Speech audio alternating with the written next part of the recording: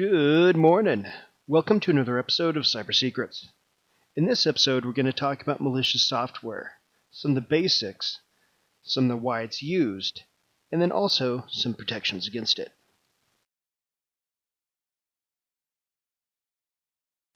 The Wikipedia definition of malware is that malware, short for malicious software, is a software used to disrupt computer operation, gather sensitive information, or gain access to private computer systems. It can appear in the form of code, scripts, active content, and other software. Malware is a general term used to refer to a variety of forms of hostile or intrusive software.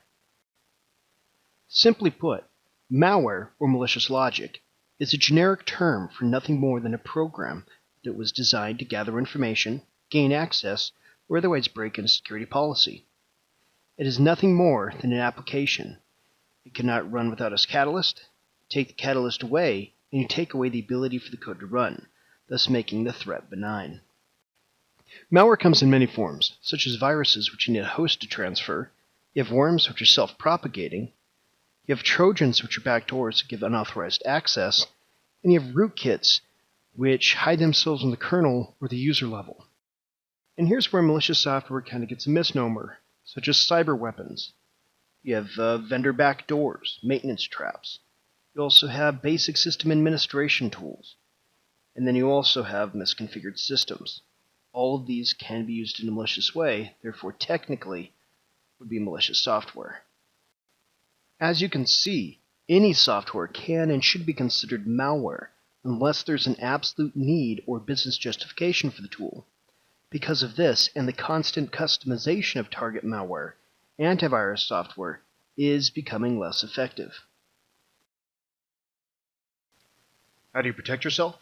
Well, knowing that there's never a 100% solution besides stopping risk activity, there are many simple solutions, such as keep all your software up to date, only allow trusted software to run on your network or systems, and only allow trusted network traffic on your system.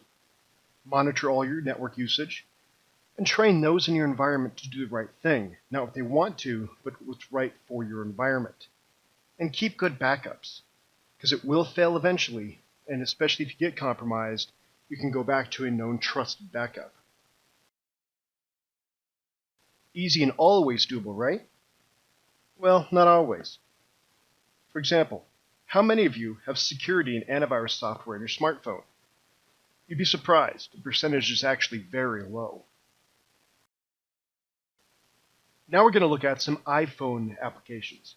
Some of these iPhone applications are not quote-unquote malware, they're commercial applications, but they allow you to do the same exact thing, such as spy on people's phone conversations, text messages, install or uninstall applications remotely, and even track their GPS location.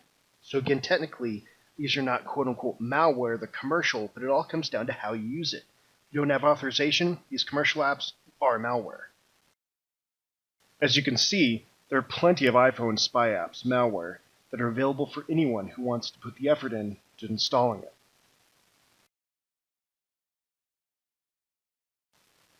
Now we're going to look at Android. There's a lot of Android applications out there, even on the black market, which are basically malware or spy applications. Again, does not matter if it's commercial or if it's written for the hacker, it all comes down to how you use it. Dendroid is a prime example. It'll allow you to do all kinds of good things, such as get user account activity, sending texts, recording calls, intercepting and blocking text messages. There's all kinds of capability out there. So Androids are not any safer. In fact, there's more malware floating around for those devices, especially the cheaper ones. Bring your own data, for example, or bring your own device has never been less intelligent nowadays. Yes, it is a stupid risk, especially if you live in the U.S., because of the thing called the Fourth Amendment in their Constitution. People do have the right to take away consent, even if they've signed a corporate policy. So just beware, if you're bringing your own device or having them bring in their own device, if you do not have full control over it, it is a huge risk for the organization. We talked a lot about the bad guys being the ones attacking you. But what to consider is there's also state-sponsored cyber weapons, electronic espionage. Yes, countries are now attacking you, even your own, such as the malware Stuxnet, Duku, Flame, Gauss, and even the alleged Russian activity, such as the Cerberus.